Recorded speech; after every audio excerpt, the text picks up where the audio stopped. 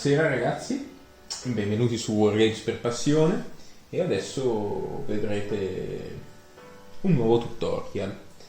Realizzerò delle rovine per un ambiente urbano simile Warhammer 40.000 usando del Forex, delle dime di carta e un po' tutto quello che la mia immaginazione mi possa far venire in mente qualcosa, diciamo.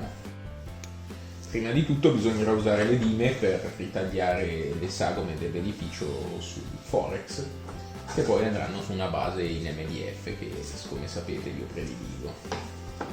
Mettiamoci al lavoro.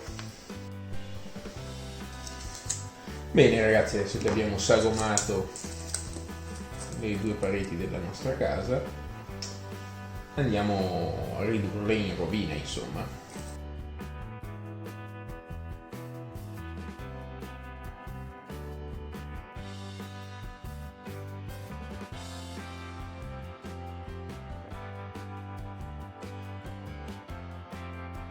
Non buttate via l'altro pezzo che può sempre servire per un'altra rovina.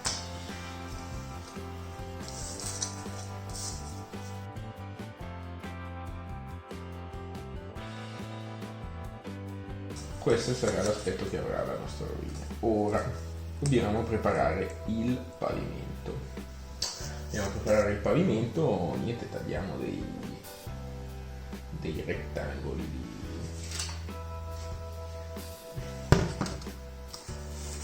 più o meno che possano andare bene.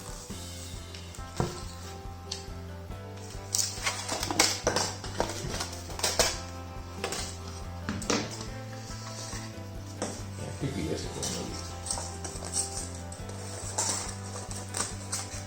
come vediamo per di più, li sagoniamo come vogliamo, insomma.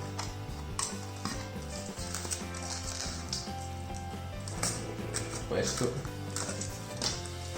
anche qui una forma triangolare irregolare, diciamo.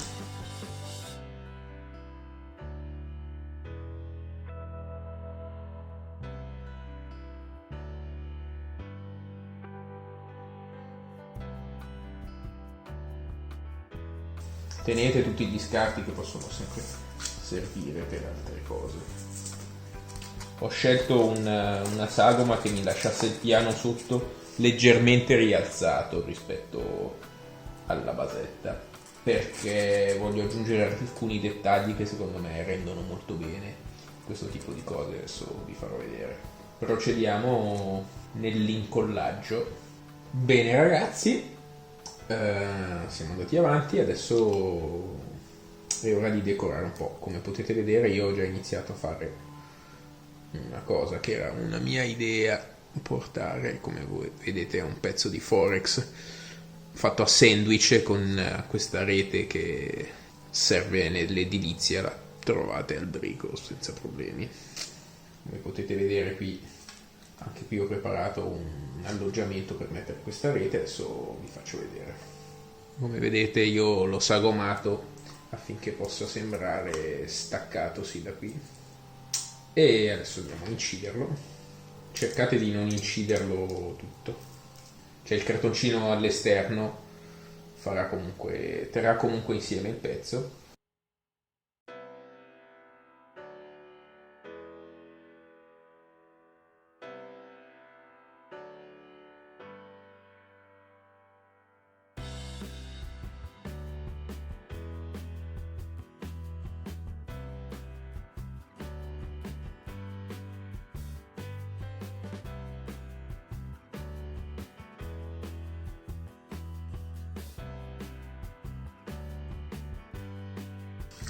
Sistematelo come più vi aggrada e poi lo incollate.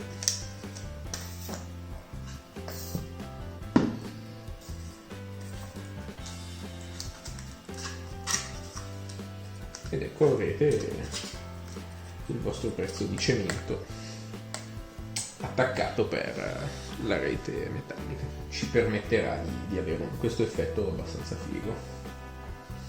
Ora vi domanderete, ma adesso rimane lì il taglio. Tanto essendo una rovina, dopo un po' di texture sabbia, problema risolto. Passiamo a un altro dettaglio di questa rovina. Io ho preso questi tubi per materiale elettrico tagliati e li possiamo inserire sotto a fare una sorta di fognatura.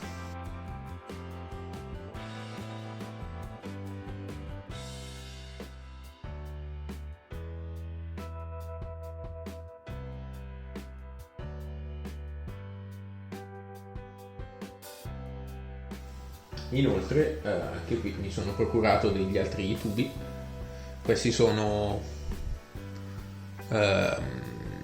l'anima dei sacchetti della cacca del mio cane. Anche qui possono servire magari con un rialzo.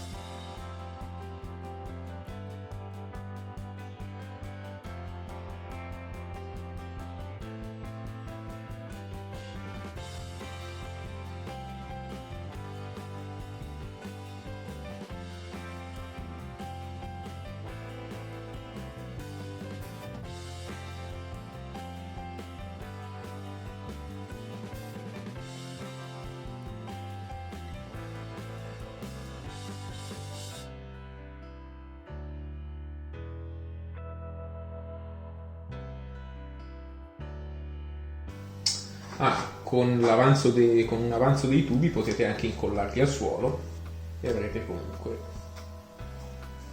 un effetto fognatura che funziona bene. Rinforzate con quanta colla ritenete opportuna, tanto poi texturizzando non si vedrà più. Se volete aggiungerci qualche avanzo, sicuramente male non fa. Un'altra cosa che voglio sperimentare, usare dei cavi elettrici, come li potete vedere, non ve li fa vedere, sì. Dei cavi elettrici possono dare un ottimo effetto. D'altronde non avete che sbizzarrirvi, spero che si veda a sufficienza. Non avete che sbizzarrirvi con tutto quello che avete a disposizione. Se volete realizzare una pavimentazione per il vostro rovina, potete come al solito usare delle mattonelle di cartoncino che io ho sempre apprezzato e sempre apprezzerò, ma questo giro non userò perché dovreste farle anche su questi pezzi qui e non ho molta voglia. E niente, potete poi aggiungere tutto quello che volete.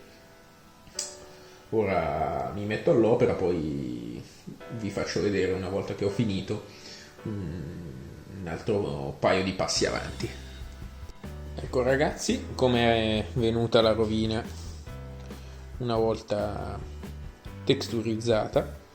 Ora purtroppo non mi ha preso questo passaggio della sabbia, che ho fatto in modo alternativo rispetto a semplicemente mettere la colla e metterci sopra la sabbia. Ho voluto seguire un po' di quei video che metto ogni tanto sul gruppo di Facebook, dove la gente che fa diorami in modo serio praticamente mette la sabbia come più o meno ritiene opportuno e poi gli si ringa, cioè gli versa sopra colla e acqua, e così non ha un effetto piatto, è più naturale, sembra proprio più sabbia accumulata piuttosto che solo brutalmente incollata. Ora andremo a dare una base di colore, useremo i miei soliti spray Belton Premium, gli darò una base di nero, spruzzata di grigio scuro e di grigio chiaro per dare un po' di colore, e poi vediamo il da farsi più avanti. Intanto voglio farvi vedere un ospite che c'è oggi, che è il signor Ugo, che è il mio cane che ogni tanto sentite in sottofondo ad abbaiare e fare il matto, perché è tanto bello quanto pirla. Vero Ugo? Ecco ragazzi, la nostra rovina è finita. Come potete vedere ho messo l'effetto acqua per la pozza di mucillagine, ho dato un po' di sporcamento e qualche macchia di sangue dove mi piaceva. Per fare la mucillagine ho dipinto usando colori molto diluiti in modo che si miscelassero in modo semi-naturale. La luce non è che ve lo faccio vedere più di tanto. E poi ci ho versato sopra l'effetto acqua, ho fatto 2 strati. Purtroppo ammetto che l'effetto acqua è una cosa che io non conosco benissimo, l'ho usata poche volte e quelle poche volte per le basette dei cloni, che più che altro veniva miscelata alla texture per fare un effetto di fango bagnato. Mi è rimasto un po' di alone, io spero che vada via, ma anche se non dovesse andare via, tanto alla fine è mucillagine tossica e chi se ne frega.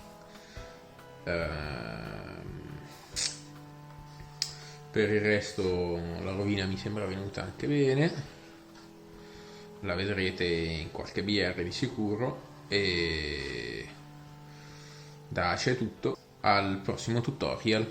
Se avete domande scrivete nei commenti, se riuscite a taggarmi come Ace almeno li vedo tempestivamente. E da Wargames per Passione è tutto, saluti.